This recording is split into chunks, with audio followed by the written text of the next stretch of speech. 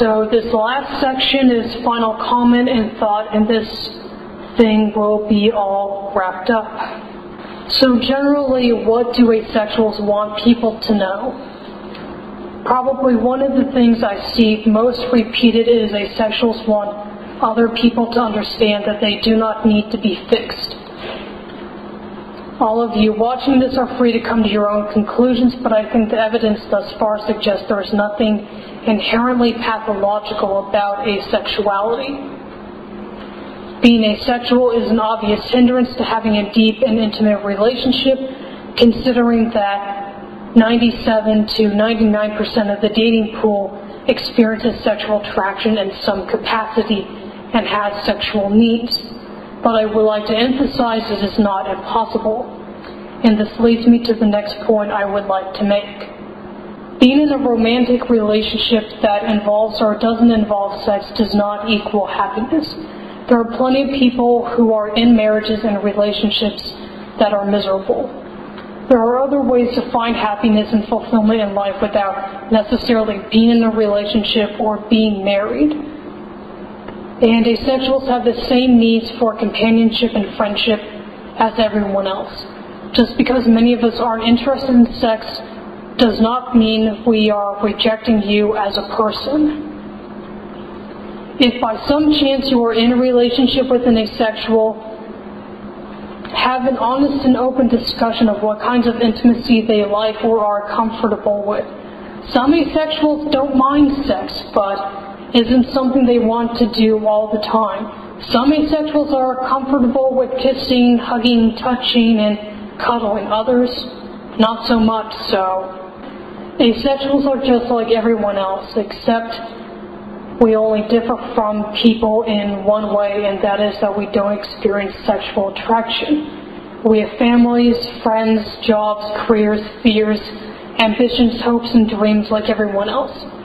The fact of the matter is that humans are more similar than we are different. There is more variation within groups than between groups, whether it be men and women, Asian, white, black, indigenous, Latino, Hispanic. However you are categorizing people and comparing them, there are more similarities than differences. Asexuals are no different. Being asexual should not be a reason for people to question my character, nor should it be grounds for elevating me above other people because of somehow having transgressed sexual desires. As someone who is asexual, it should be incredibly stupid for me to say that all sexual people are, insert some derogatory term. In the first place, a very large 99 to 98% of the global population experiences sexual attraction, so I would really be shooting myself in the foot. The second reason is I know there is a good deal of variation among people who experience sexual attraction because when you are in the minority group, you can't as easily ensure that you always hang out with people who think and feel the same as you. For all my life, most of the people I've encountered experience sexual feelings in some capacity. All I can say is that you just gotta get to know someone before you judge them. Sure, there may be some truth to stereotypes, but you may lose the opportunity to have a lifelong friend just because you were judging them and wanted nothing to do with them when you didn't even know them. I'm very certain that when more research is available on asexuality, it will be shown that we are as diverse and variant as the rest of the population. In closing, it's complicated and we're all different.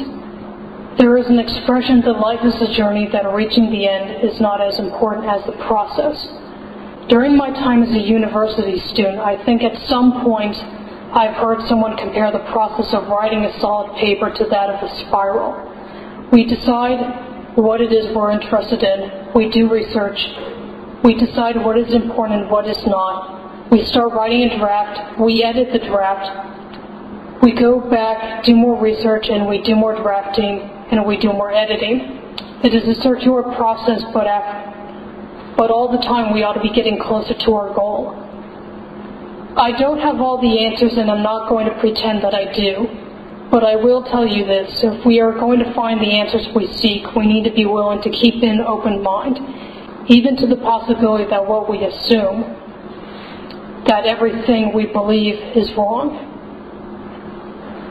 For more information, check out these sources.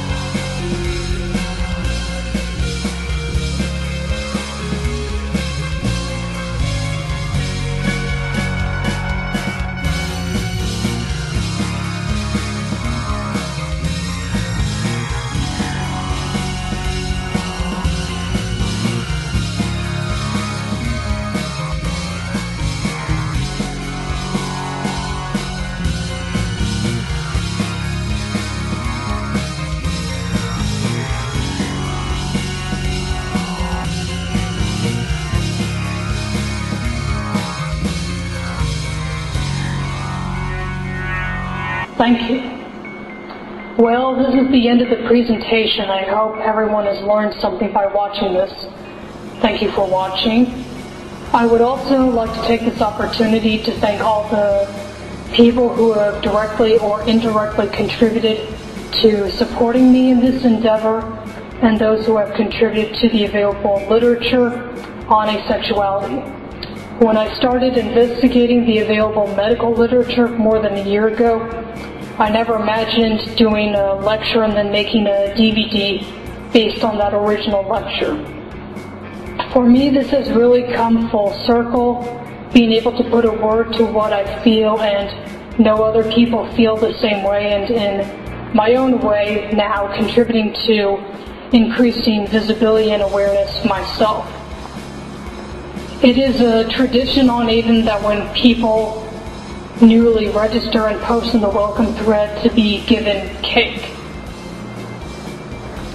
So it is in that same spirit of hospitality I give to you digital any flavor cake with 0 calories. Consider this an introduction to asexuality and the asexual community. Thank you.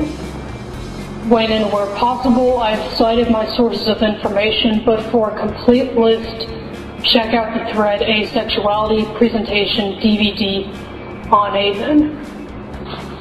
This presentation was produced by ECAD, copyright 2009. This is dedicated to asexuals everywhere and to furthering visibility, education, and research.